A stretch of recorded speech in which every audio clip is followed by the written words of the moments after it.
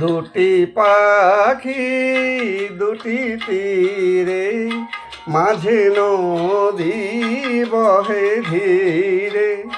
দুটি পাখি দুটি তীরে, মাঝে নদী বহে ধীরে।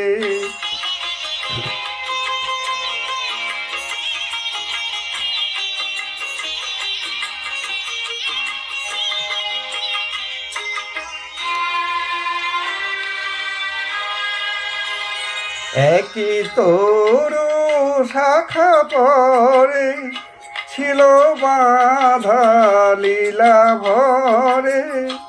একই তরু শাখা পরে, ছিল বাঁধা লীলা ভরে। অজানা সে কোন ঝড়ে, ভেঙে নিল বাসাটিরে। অজানা সে কোন ঝড়ে, ভেঙে নিল বাসাটিরে। দুটি পাখি দুটি তীরে, মাঝে নদী বহে ধীরে।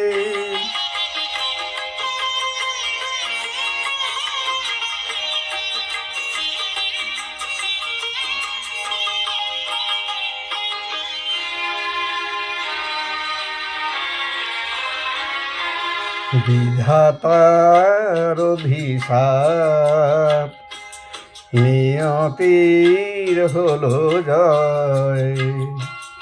ছিঁড়িল বিনার তার, মুছে গেল পরিচয়। বিধাতার অভিশাপ, নিয়তির হলো জয়। ছিঁড়িল বিনার তার, মুছে গেল পরিচয়। ছিল যে থা আলো হাসি, ফুল দল মধুমাসি। ছিল যে থা আলো হাসি, ফুল দল মধুমাসি। আজি সে থা কিছু নাহি, বায়ু কেঁদে যায় ধীরে।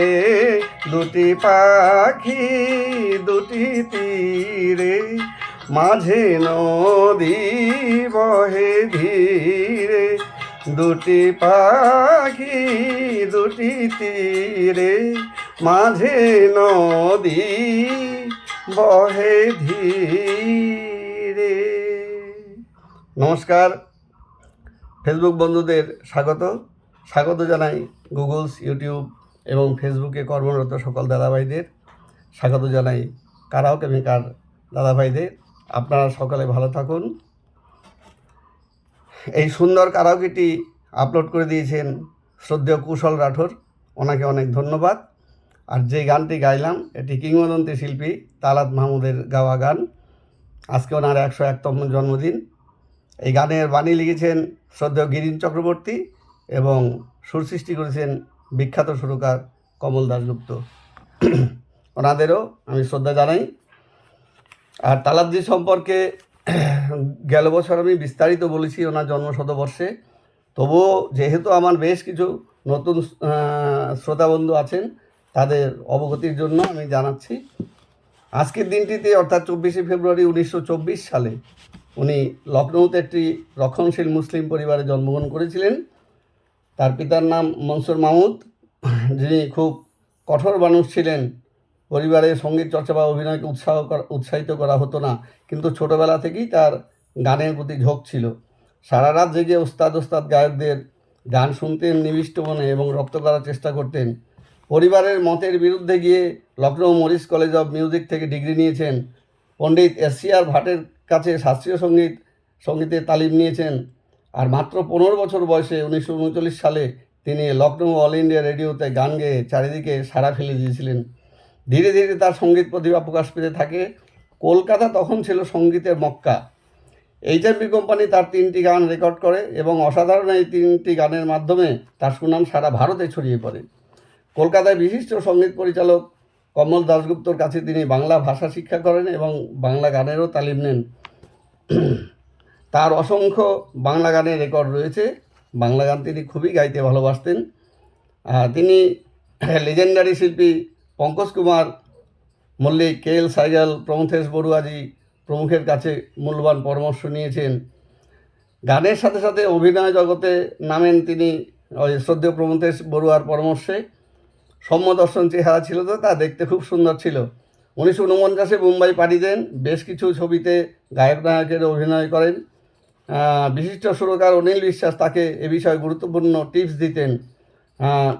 অভিনয়ে তেমন সাফল্য না পাওয়ায় তিনি শুধুই প্লেব্যাক করার সিদ্ধান্ত নেন এবং এটিও পরামর্শ দিয়েছেন শ্রদ্ধেয় সুরকার অনিল বিশ্বাস। দিলীপ কুমার, রাজ কাপুর, শাম্মী কাপুর প্রভৃতি কিংবদন্তি শিল্পীরা তার গানে লিপ দেওয়ার জন্য মুখিয়ে থাকতেন। কাপা কাপা মখমলের মতো এমন বিরল কণ্ঠ ভারতে আর কারও ছিল না। 50-60-এর দশকে তিনি ফিল্ম ইন্ডাস্ট্রিতে একাধিপত্য বিস্তার করেছিলেন। গজলকে কঠিন থেকে সরলতর করেছেন যাতে সবাই গজল গাইতে পারে, নইলে আমার মতো মানুষ কি ছাপোষা মানুষ গজল গাইতে পারত?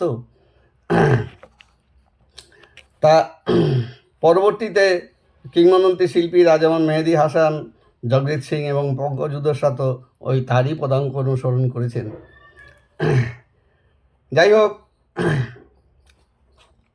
কিংবদন্তি শিল্পী সুরকার ভিভাল সারা তাকে সবসময় গজল সম্রাট বলে অভিহিত করতেন এবং পঙ্কজ উদাসজি তাকে সবসময় বলতেন শাহেনশাহ ই গজল।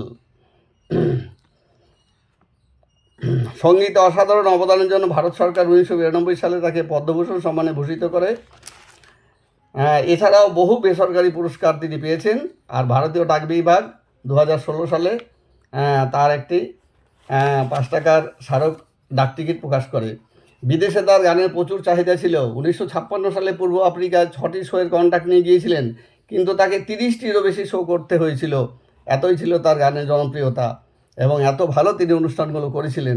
যুক্তরাষ্ট্রের ম্যাসিডন স্কোয়ার গার্ডেন, লন্ডনের বিখ্যাত রয়্যাল অ্যালবার্ট হল ছাড়াও ওয়েস্ট ইন্ডিজ, নেদারল্যান্ড প্রভৃতি অনেক দেশে তিনি শো করার জন্য ডাক পেয়েছেন এবং বিশাল জনপ্রিয়তা লাভ করেছেন। বাড়ি থেকে লুকিয়ে সুন্দরী বাঙালি খ্রিস্টিয়ান অভিনেত্রী লতিকা মল্লিককে বিয়ে করেছেন। পরিবার প্রথমে মেনে নেয়নি ব্যাপারটাকে, কিন্তু সুন্দরী বৌমাকে পরবর্তীতে তারা ঘরে তুলেছিলেন। ছেলে বউকে ঘরে তুলেছিলেন তারা। যাই হোক, ওই বিয়ের পর আর লতিকা মল্লিক ওনার নতুন নাম হয় নাসরিন বেগম এবং তিনি আর কোনো অভিনয় করেননি। তাদের একটি পুত্র সন্তান, একটি কন্যা সন্তান এবং এক নাতনি বর্তমান। বাংলা গান তার প্রচুর রেকর্ড রয়েছে, তার সঙ্গে নজরুল গীতিও রয়েছে। আপনাদের আগেও অনেক বলেছি। গত বছর যেমন আপনাদের শুনিয়েছিলাম, যে আঁখিতে এত হাসি লুকানো, এই গানটি।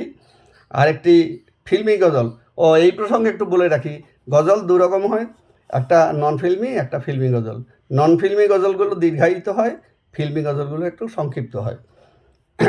যেমন গতবার আমি একটি আপনাদের গান শুনিয়েছিলাম গজল, ফিল্মি গজল, দিল এ নাদান ছবি, কথা শাকিল বাদনী সাহেব, সুর গোলাম মোহাম্মদ সাহেব। जिंदगी देने वाले सुन, तेरी दुनिया से दिल भर गया, मैं यहाँ जीते जी मर गया,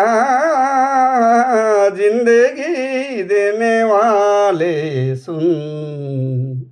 এই গানটি আমার প্রোফাইলে এখনও রয়েছে, আপনারা শুনে নিতে পারেন।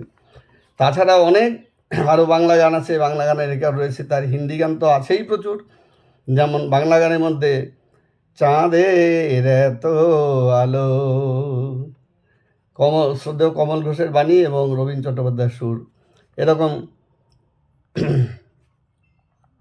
ঘুমেরও ছায়া চাঁদের চোখে, এ মধুরাত নাহি বাকি, এই গান।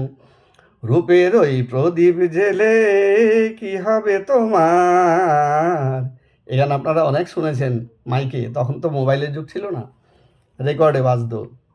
তা এরকম প্রচুর গান, যেথা রামধনু ওঠে হেসে, তুমি সুন্দর যদি নাই হও, আধো রাতে যদি ঘুম ভেঙে যায়, তারপরে আরেকটি খুব মিষ্টি গান, তুমি এসো ফিরে এসো, যদি আসে ছেলেবেলা, দুজনাতে হবে যেন ঘর বাঁধা বাঁধা খেলা। খুব মিষ্টি গান শোনাবো আপনাদের। সমস্ত গানগুলোই যদি গলা ঠিক থাকে, সুস্থ থাকতে পারি, তাহলে আপনাদের এই সকল গানগুলো আমি শোনাবো।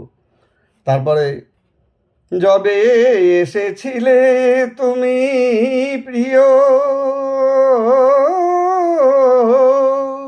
একটা অসম্ভব সুন্দর গান, ইউটিউবার দাদারা এটাকে আপলোড করে দিয়েছেন গত বছর। আমি শোনাবো এই গান পরবর্তীতে আপনাদের। তারপরে এই যদি আকাশ হয় তোমায় কি বলে আমি ডাকবো বলো, খুব মিষ্টি প্রেমের গান। খুব সুন্দর সুন্দর রোমান্টিক গান উনি গেয়েছেন। যাই হোক, কিংবদন্তি শিল্পীর এই 101তম জন্ম দিবসে ওনার চরণে আমার শতকোটি প্রণাম জানাই। আপনারাও ওনাকে শ্রদ্ধা নিবেদন করুন। আরেকটি তথ্য আপনাদের দিয়ে রাখি, আমি ইউটিউব চ্যানেলে একটি লিঙ্ক পেয়েছি। আমার প্রোফাইল খুললেই আপনারা উপরে দেখবেন যে ওই লিঙ্কটি আপনারা দেখতে পাবেন। আমার স্ত্রী জয়ন্তী কর্মকারের নাম লিঙ্কটির মধ্যে রয়েছে।